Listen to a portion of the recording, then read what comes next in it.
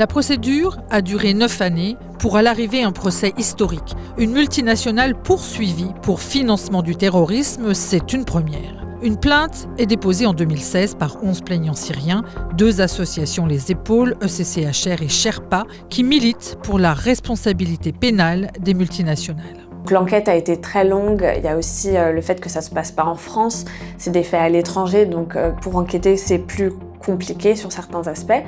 Et il y a eu également énormément de recours de la part de Lafarge.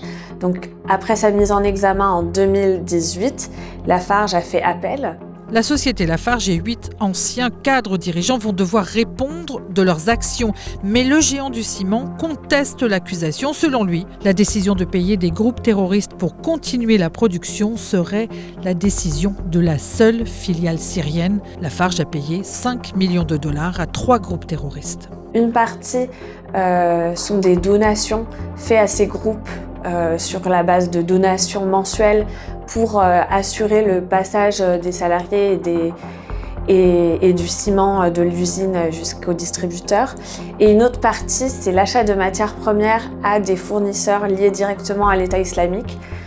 Environ 2 millions pour les matières premières et 3 millions pour les paiements dits de sécurité pour permettre le passage des salariés et des matières. L'usine était située en zone désertique. Les employés devaient parcourir plus de 50 km pour aller travailler. Certains ont été kidnappés, d'autres ont perdu un proche. On espère que ce procès va en effet être un tournant, en tout cas un signal fort pour d'autres entreprises qui ont des activités en zone de conflit, que ce soit actuellement ou dans le futur, qu'elles puissent savoir qu'un jour elles pourront répondre devant la justice française de leurs agissements, qu'il y a donc un risque pénal pour ces entreprises, pas seulement un risque réputationnel, mais qu'elles pourront également être poursuivies pour ce qu'elles font à l'étranger. Lafarge a déjà été condamnée aux États-Unis en 2022 pour financement du terrorisme.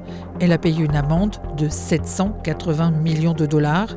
La société reste mise en examen pour complicité de crimes contre l'humanité. Il devrait y avoir un second procès.